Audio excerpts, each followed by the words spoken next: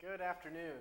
My name is Sam Mills, and I'm going to share some very brief information with you to give you step-by-step instructions on how to select and identify your students for summer school.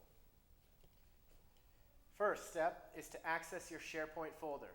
In your SharePoint folder, Andy Kraft has put each school, their students that were non-proficient or projected to be non-proficient by the end of the school year. If you go into Office 365 is where you'll be able to locate your Share folder. This has been shared with principals, instructional facilitators, and assistant principals. This is the only information that will not be emailed to you. The rest of the information talked about in this presentation is going to be sent to you in an email by the end of Wednesday, February 8th. Step 2 is to discuss with your team, which is your principals, your facilitators, your APs or guidance, which students are most appropriate for summer school. Again, it is very important that you have a discussion about which students you're going to identify because you have a few allotted seats per grade level. So we took, as in last year, we took a number of total seats available for the grade level, and then based on each school's non-proficient students, we have allocated an equal share of those summer school seats. Okay, so you might only have 10 seats in first grade and then 11 seats in second grade, but that's how we were able to identify the fairest means of divvying up space. I also wanted to point out that if you watch this video prior to February 10th, first and second graders will not be entered into there until the end of this week. So when you're identifying students, step 3 is to contact students and parents to invite them to participate in the summer program. In the email that I'll send principals will be the letters, but by grade level, inviting parents to send their child to summer school. Included in that will be an application form that we will ask you to collect to get parent commitment for the summer school program. So the one thing we want to address is that in the SharePoint file that does have students' addresses based on what is in PowerSchool. Okay, so the file is already pre-populated with some of the student identifying information. If we're working with your data managers, we're asking you to reach out and contact parents to make sure that they get this information, and then we have another form on the application is where they submit with updated information. Okay, this is what the SharePoint file might look like. Student information, the LEA, and then the last name, first name. Again, this will have the address on it. We're asking you not to manipulate this data. We're just asking that at the end of the summer, or end of the quarter, third quarter, you will provide us a spreadsheet that we will provide you the spreadsheet and you will respond with your students that you've selected. Okay, so the SharePoint file will contain the test data. Again, this is the data that we use to identify the likely non-proficient students. You can use this data to help you make your selections for who's going to attend summer school.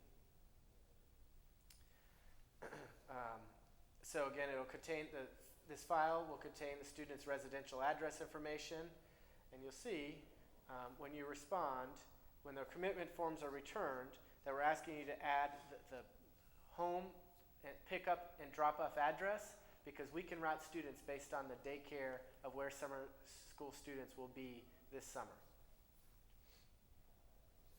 So step 4 is to give parents and students the summer invitation letter. These letters again are located in the email sent by me on the end of February 8th. Please be sure to affix an address label with students' ID numbers and address to that application, because last year we ran into significant troubles reading handwriting and being able to identify students based on the information provided on those applications, and this led to several students not being able to participate in the summer program.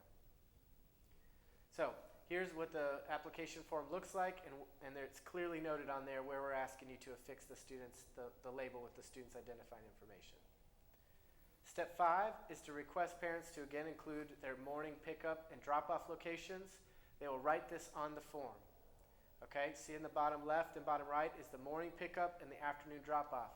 Again, the beauty of our summer program is we can pick up kids wherever they'll be located this summer. It does not have to be their typical home address. So step 6 is to collect your applications from parents by March 24th. All right, this is nearly at the end of the third quarter. Hopefully before then you have identified your students and you've collected your applications. This gives you some time because on March 31st is when we're asking you to return the final spreadsheet with all of your students' names on it. All right? Again, this information is on the documents that you have. So, finally, on March 31st, we're asking you to return a spreadsheet to Cheryl Wright. It includes all the identifying information for the student. We're asking you to simply copy the row with the identifying student information from the SharePoint file and copy it into the spreadsheet that we will provide you. Okay, we're trying to make this as smooth and seamless as possible for you. We hope that this is as easy and smooth of a process moving forward. If you do have questions, contact Cheryl Wright or myself. Now, third graders. There's one change for our third graders. All third grade students that are on your SharePoint file that have been identified as likely to be non-proficient, we are asking you to invite those students with the letter. The letter basically says, dear parent, your child is likely to be non-proficient on the Read to Achieve assessment. If they are proficient or get a good cause exemption by the end of the summer, they will not be needed to attend summer school. However, the purpose of sending this out to all probably non-proficient students is that we're going to get them committed to a school and routed so that there's no last-minute scramble at the end of the school year. So finally, we hope that this is helpful for you. Please contact Cheryl Wright or myself if you have any questions. And thank you so much for helping us this summer. Have a wonderful end of the school year. Thank you.